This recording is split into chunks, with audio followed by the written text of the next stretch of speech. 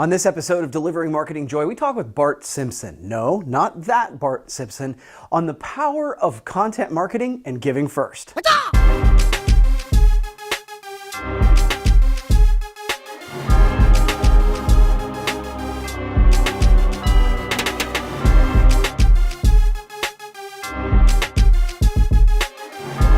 Hey there, and welcome to another edition of Delivering Marketing Joy. I am your host, Kirby Hasseman, and joining me today is like this new media rock star. His name's Bart Simpson. Not that one, the other one. He is the VP of Client Development at Flywheel Brands. Bart, thanks so much for taking the time, my friend. What is happening, my brother? We're just trying to take it all in and keep creating content, right, man? Yeah, you know, it is a constant daily devotion to making sure we're putting out that good content. Yeah, so let's jump into that right away. So, you know, you have created a podcast to increase your company and your personal brand.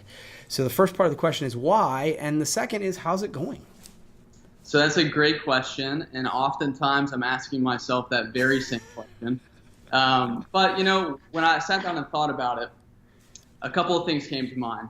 One, as a company, we always want to challenge the status quo. We want to be pushing into areas that are maybe more unknown in our industry specifically, and then even as just content marketers, to be kind of on the fringe as much as possible, the bleeding edge of what the trends are, where the trends are going, and we want to be at the forefront of that. Mm-hmm. I think second reason for me is we really wanted an opportunity to explain to our clients and others that would just be listening the heart of our organization. And kind of why we are the way we are, what makes us tick, things that we are thinking and why we think them. And it gives us a great platform to just let people know who we are and kind of get to know us on a whole nother level than just kind of engaging with us on a product or a program type relationship. They can see kind of beyond the email address, you know, on who we are and what we're all about.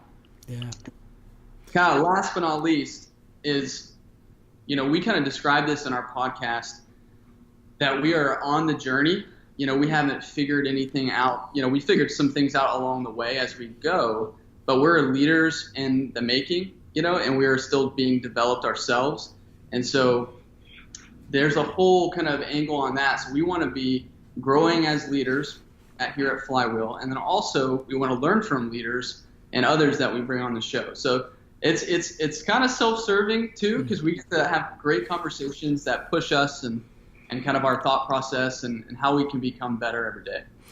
Yeah, I tell you what, it's totally been the case for me here with Delivering Marketing Joy. I certainly started as a piece of content that I felt like there was a shared platform and there was a lot of value to it. But what has happened is it's become like this masterclass for me. Right, like I get to talk and listen to some really smart people each week, and it's been that's been a wonderful side benefit that I didn't necessarily plan in. So I totally understand what you're saying.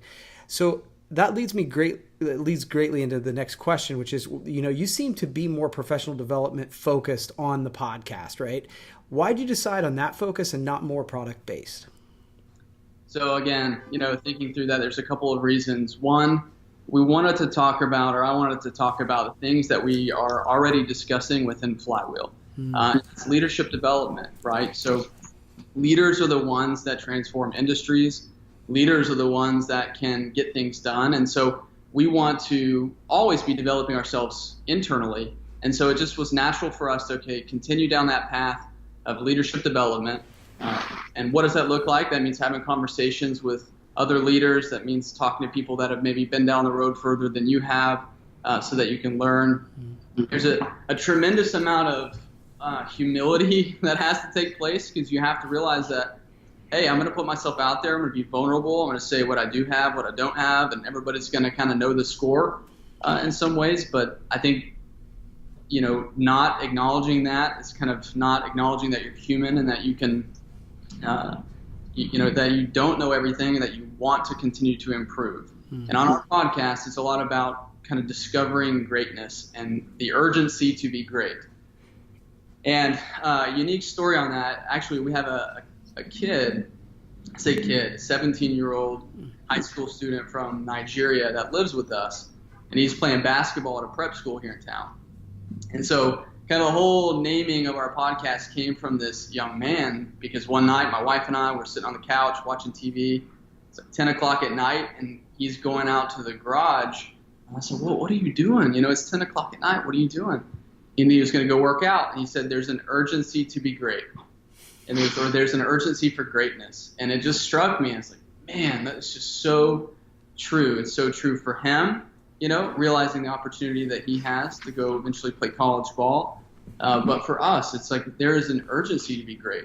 And if we don't act upon that urgency, then as leaders, as human beings, I think we're missing the mark.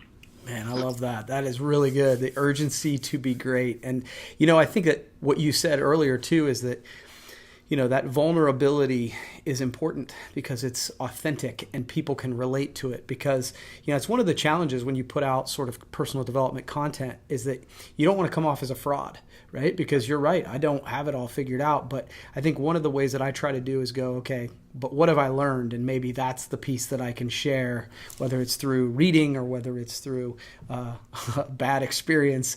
Those are some of the best lessons, I think. So, yeah. Yeah, I mean, you said kind of earlier too, Kirby, that, kind of why or how is the podcast going? Because I think you probably, within your own organization, this very program that you're putting on that we're talking about today, people could look on and say, hey, what's the benefit for your business? And, I think we have to think almost even greater than that today. Like, what's the benefit that you, Kirby, are making on people, or me personally making on people, the impact. And I printed off a message that was sent to me. It caught me off guard, and this is, I think, a very testament to what we're doing here. What we're trying to do is to impact people. And this guy, just to set the stage, was actually a guy that I had brought in to talk about doing some artwork, some creative for us. In fact, we don't use him currently. He's not, someone that's on my payroll, nothing like that. Just a little disclaimer. This is unprompted by me. And so I got this text message coming into work the other day. Finished up the newest episode of the podcast on my way home from work, and just felt led to give you, Matthew, Erica, and anyone else involved in the podcast a shout out. It is so well done, a blessing, encouraging, insightful, and many other positive things. I listened to every single episode over the weekend, and I'm just so impressed. And he said, thank you for talking about your faith so openly. So that's, to me, that's what it's all about. And so if we can be delivering content that not only improves your leadership ability, but it improves who you are as a person, then that will be, mission accomplished for me. And I know that good things will come from when we impact the person's heart. Yeah, I have long said that I believe we're in a give first economy. And so the people who provide value up front will long-term win. And so I think that plays right into what you're saying. And so I want to lead into the final question. And you've sort of addressed it, but I'm going to give you a chance. The final question is, the content space is really filling up. Much like the promo world, it's becoming very crowded. So how do you plan to stand out? I think this is, again, one of those things that you have to constantly be tweaking. I do know that, leading with authenticity, leading with vulnerability, kind of, again, what we've talked a lot about here, is important. And then just keeping it real, with people. I think from my standpoint, people are over the fluff. They want to get to what's real. And so the better that we can be about communicating in words and video and audio and any other way that we can do it in a genuine, authentic way that people can relate to, then we're going to be hitting the mark. And anytime that we're just trying to write content or, talk content just to fill up, the void, and try to rank better or do different things, then that's when you're missing the mark. And I tell my team here is, the way that we do anything needs to be as if we're just sitting across the table from them, sharing a meal or doing what we're just doing now is we're sitting face to face and we're talking about how we can do things better, how we can continue to push the envelope. And if we're going to be innovators in our industry, then we're going to have to think about things differently and think outside the box. And so that's our challenge here, is to always keep it real and authentic. And then I think, time will tell, just like it will for you. I think that's going to impact the bottom line, because it really all, as a businessman, it boils down to, hey, how is this bringing ROI, and is our time being well spent? And you know as well as I know that today nobody really wants to be sold to. They want the information so that they can then make a decision. And I would also say people want to know who they're doing business with more than ever. And so this gives you the ability to open that door and say, hey, come in and, see what we're all about. Yeah, I would say people still do business with people they like, know, and trust. And this gives them the chance to like, know, and trust you at scale. So, yeah, great stuff, man. I really appreciate you taking the time. You've answered my 3 questions. I give everybody a chance to ask me 1 question. I'm waiting with bated breath. Okay, so on our podcast, Momentum Marketing, Fulfilling Your Urgency to Be Great, just got to kind of throw that shout out. Absolutely. We ask every guest, what does greatness mean to you? Okay, so that's my question. I like it. So what does greatness mean to me? I think more and more, I think it comes down to creating a legacy. I'm at a stage in my life where, I actually was talking to my wife about this recently. Those things on paper you set out to do when you're 25, I've not necessarily in glorious fashion, but I've accomplished the things I set out early in my life that I wanted to accomplish. And I think that my next level is to create a legacy of leaders, whether they be employees, whether they be kids, whether they be people in the community. My goal is to impact people in a way that is positive.